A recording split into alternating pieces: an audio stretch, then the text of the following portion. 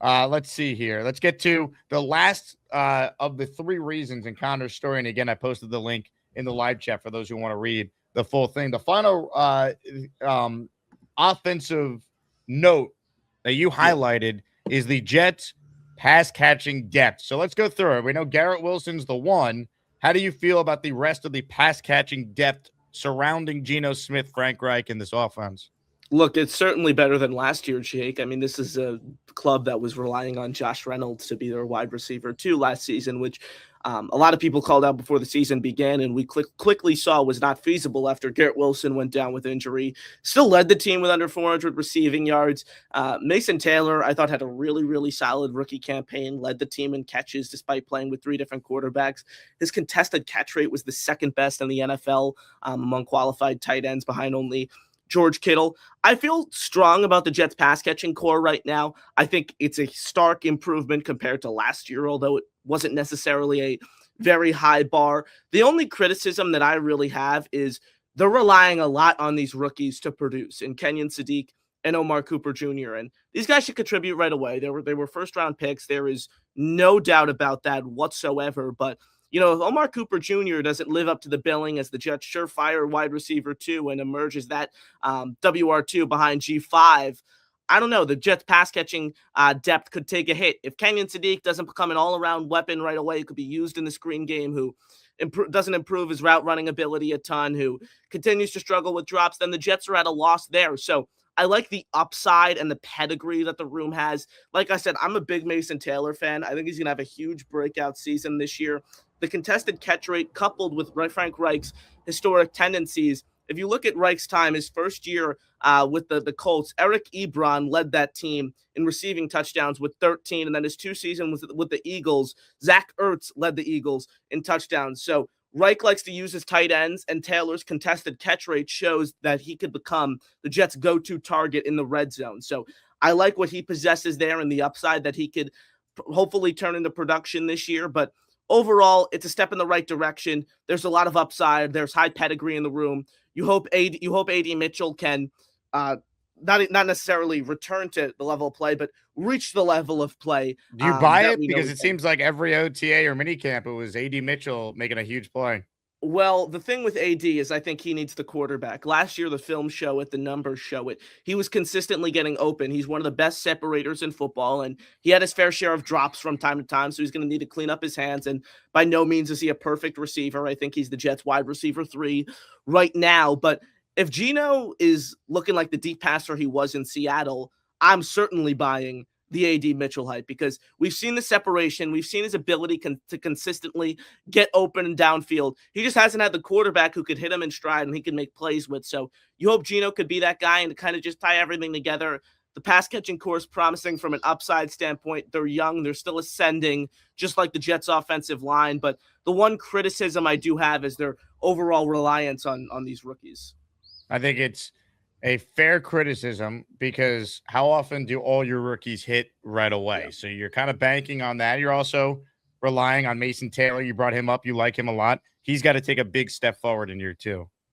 Yeah, no, I entirely agree. And the good thing is he has the tools to do that. I don't think it's too lofty to expect him to be the wide receiver 3 on this depth chart. You just hope Omar Cooper could do his job and live up to the hype there. And honestly, the tight end room really excites me. It's funny because this was one of the biggest areas of need for the Jets last summer. I really, really like the way it's come along with Taylor, with what Sadiq holds. I was a huge fan of that pick. And you kind of move Ruckert into the tight end 3 role where he is the run blocking specialist of sorts. I really like the way the tight end room is formed, and you could utilize Andrew Beck as a pass catcher from time to time, as we saw a great lead blocker as a fullback. So I'm happy with the overall evolution of the tight end room this past year.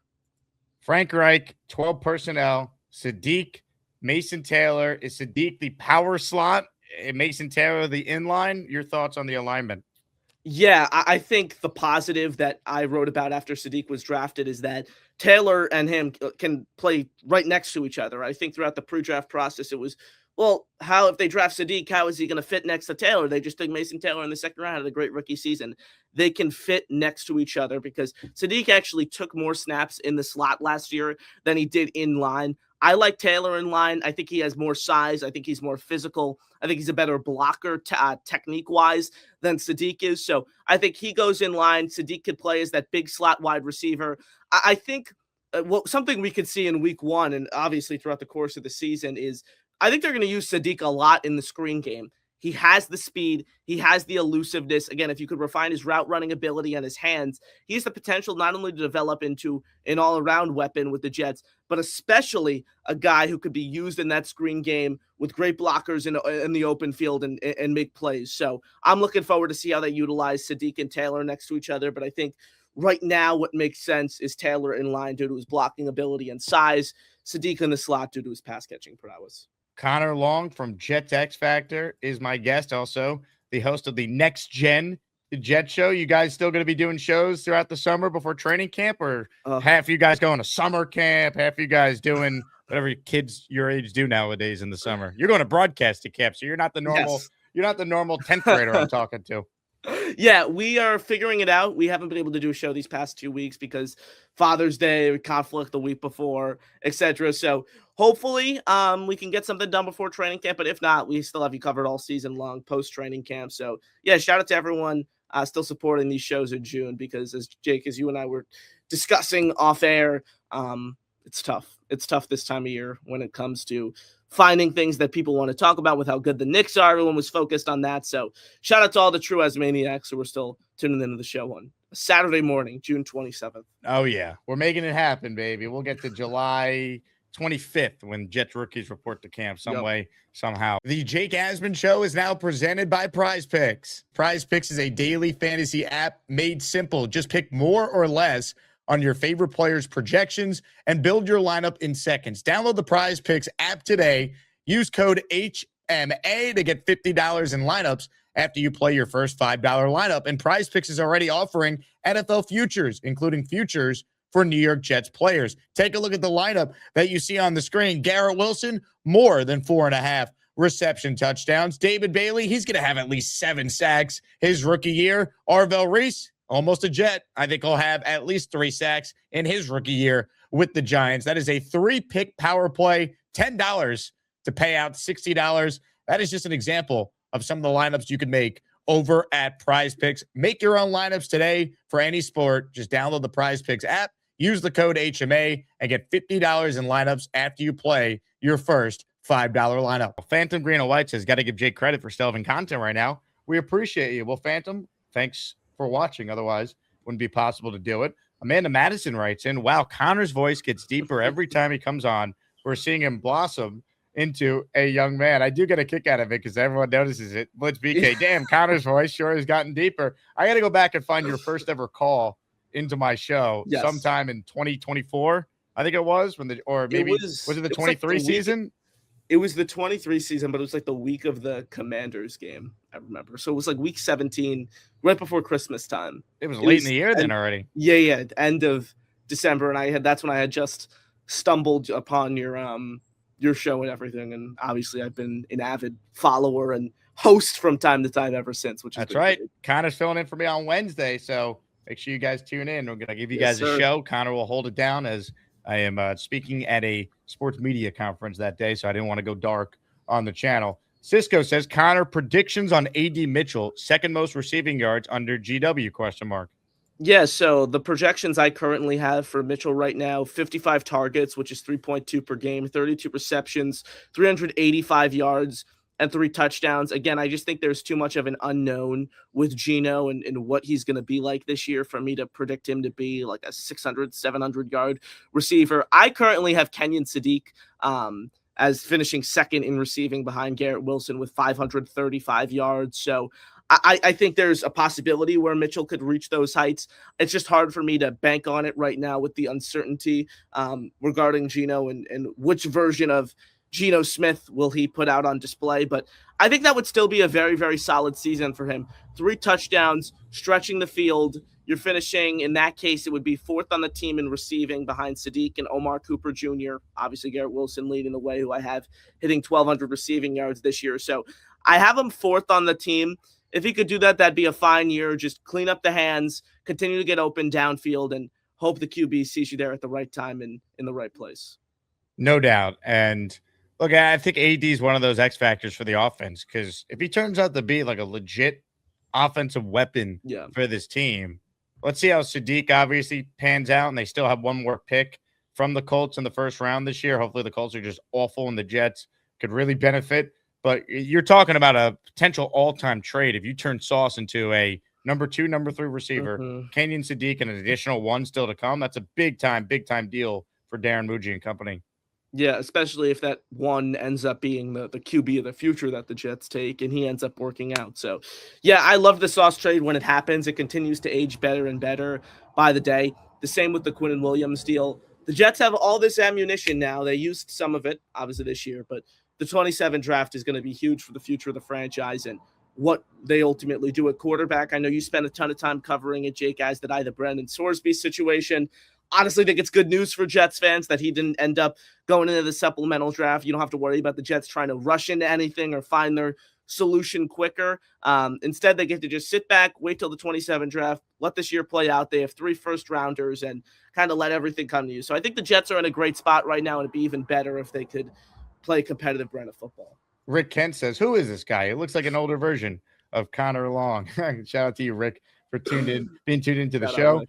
Aaron writes in, Jake, do you have yourself on a Speedo? Good Oh, question. I could do you one better. 2 weeks from today, you'll see me, Brandon Tierney, and Rich Samini in a Speedo at the Asmaniac Speedo competition at Gangrene Beach Club. Wayne Corbett, cover your eyes, sir, because it's going to get weird 2 weeks from Oh, today. Gangrene Beach Club. Go at gangrenebeachclub.com to get your tickets. It's going to be awesome. And we're looking forward to seeing everyone in one spot. Connor, for you, in terms of this head coach, what does Aaron Glenn have to do, in your opinion, to be the head coach for a third year? I think it's kind of tough to put an overall win total on it because I hate doing those things that lack context and there's no background info to what happened, who got injured, etc. But I think the magic number is 7. Um, and again, I hate doing it because it's pretty general, it's pretty broad, it leaves context out of things. But I think 7 and up, he'll be back. I've seen growth from Aaron Glenn off the field, even in just the way he approaches the media, the way we've kind of seen him patrolling around these off-season workouts. You see he clearly learned something from last year. He came in with this approach where he wanted to raise the expectations right away, gas the whole fan base up. Obviously, that didn't work out in year one. He's kind of altered it, and I think understand where the frustration comes from this fan base. And as much as fans hate to hear it because it's true, he's taken full accountability for last season. He knows what went wrong. He made a ton of changes on his staff. I think he's going to objectively be a better play caller than Steve Wilkes was. The numbers show it, the progress that he and the Lions defense made throughout his time there. But to save his job, I think the Jets defense, with the personnel that they have, I think you're looking for them to rank in the top 12 to 15 at the very least this season in these overall categories. Just the personnel they have at all 3 levels right now, coupled with what you hope Aaron Glenn can be as a play caller, they need to take a stride on defense. And again, just be a competitive football team. That is what fans want to see. I think this roster is capable right now because you've said it too, Jake. I've heard you say it. The roster is way better than it was last year. Like in every area on the depth chart, except kicker, you can make the case that the Jets have upgraded at every single position, which is positive to see. I think right now this roster is capable of winning anywhere from 7 to 9 games. I think now it's in the hands of the coaching staff. Frank Reich, Aaron Glenn, what Brian Duker offers from a defensive game planning perspective, I think it's in the hands of those guys and overall the execution to see where this team ends up finishing. So winning under 7 games, unless there's some catastrophic slew of injuries or something unforeseen happening, it would be tough for me to advocate bringing Aaron Glenn back. I think getting off to a really good start matters as well because he can't win 7 games but do it the way Gase did in his first year, where he started 1-7. You can't start 0-7 in year 1 like Aaron Glenn did last year and then be 1-5 in year 2. You're going to need to be relevant at the beginning of the year. It's why I've gotten some heat from this, but I think week 1 is almost a must win because if you start with a loss to Robert Saleh, look at the schedule after that. Packers, Lions, Bears. Oh my. You could be looking at 0-4 before you get to that Browns game in week 5, which is a de facto must win, even if you beat the Titans in week 1. Because then it's like, okay, if we lose the next 3, at least we could beat the Browns. And then after the Pats, we still have Dolphins, right? Like you You could be 3-5, through your first 8, and 3-5 through your first 8. Not great, but you're not completely dead. I think so much of the Jet year, it's crazy to say, it really comes down to how they start the season, especially in week 1. Definitely. And I think when you look at the Jets schedule, I kind of break it down in spurts. Entirely agree with you, by the way, that week 1 is as close to a must win as week 1s have been. They need to win that football game. They need to beat Robert Saleh. They need to start 1-0. Getting off to a hot start is so important for this football team from where they finished last year for what they want to accomplish this season. Then I think you need to steal at least one of the 3 games against the NFC North opponents, which is doable. I tab the Bears as the most likely team to accomplish that against. And then you hope to win 2 out of the 3, beating Cleveland and Miami, probably inevitably falling to the Patriots, and then take the Raiders as well. That needs to be a win. And then similar to the NFC North stretch, one of the 3 of the Chiefs, the Bills, the Chargers, beat Miami, go into the bye. Think you could finish with wins against the Cardinals and Vikings. What is that, 7, 8 wins? So it's easy to look at it on paper, but again, it's all going to come down to execution. And as you say, getting off to a hot start is more important than ever for this team right now. Oh, 100%. Are we going to get you down to Nashville, Connor? How do we convince you to come down? I've actually explored it before. Because my dad and I were looking at the opponents, and we're going to try to start doing 1 road game a year. And Nashville was in play. I think we're going to Chicago though. So good choice. Maybe if any Asmaniacs are out in Chi-Town, we'll see you guys there. But I'm sure the Nashville thing that you have planned will be incredible. What road game did you guys do last year? Last year we did Tampa week 3. Tampa. Yep. 0-3, and then the Will McDonald box. Oh, God, oh yeah. What a roller coaster. Now, if you're going to be in Chicago, are you going to stop by the Beast Breaker lair and say hello? If Beast is at the game, I'll meet up with him. I'll make that promise. I don't know if this is true, but I heard some rumblings that Beast is going to the home tailgate, not from Beast himself, but from a little birdie. Is that true, Jake? Can you confirm that? Yes, October 25th, Jets Dolphins at MetLife. Oh my Beast gosh. Feast is officially happening. So get ready, Connor. Is he flying out to New York just for the game? He's flying in. He will be at MetLife, and Beast Feast is going down.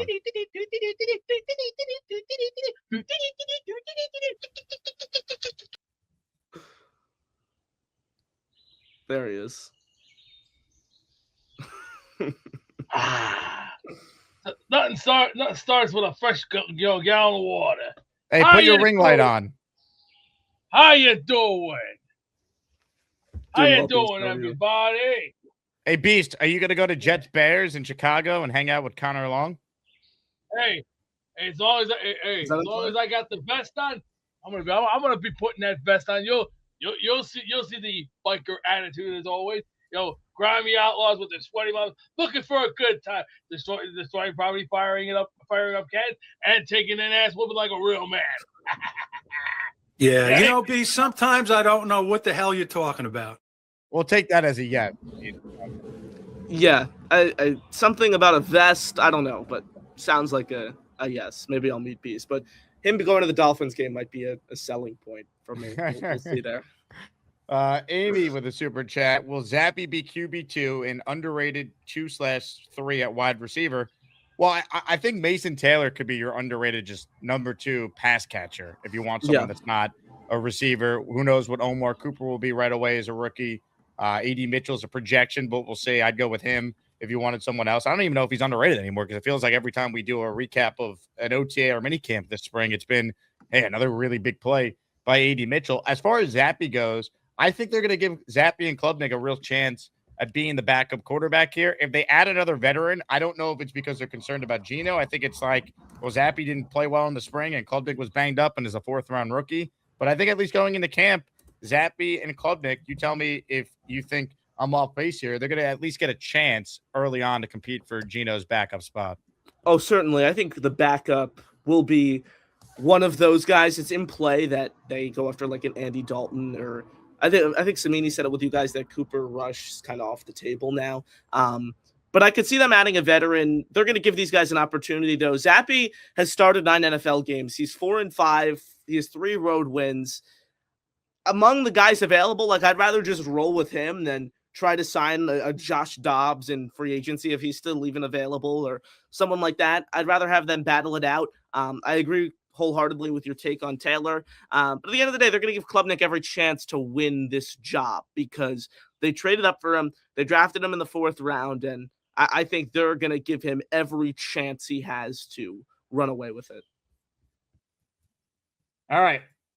Right now, we need your calls to keep this show rolling. So call in if you want in on the conversation.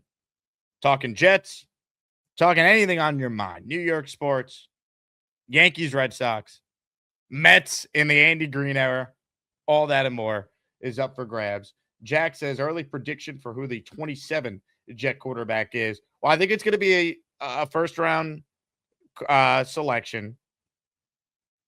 I could easily just say Arch Manning, but how often does the guy that we think the Jets are going to end up with actually play out? Although, if you remember, we all talked about the Suck for Sam campaign, and that actually happened. The Jets did end up with Darnold, so maybe it could happen. I'll throw a curveball. C.J. Carr, Notre Dame quarterback. I'll throw a little curveball at you. It would be funny if it ends up being Dante Moore, by the way. Oh, he's avoiding the Jets. And it's like a year later, not so fast. Although I don't think he was actually avoiding the Jets, as we talked about at the time when that went down. Hey, here's the deal. Just got no chance unless you click on that like button. And you got to make sure you subscribe to the Jake Asman Show. You don't, you can get the f*** out. Now let's go, Asmaniacs. We're built for this shit.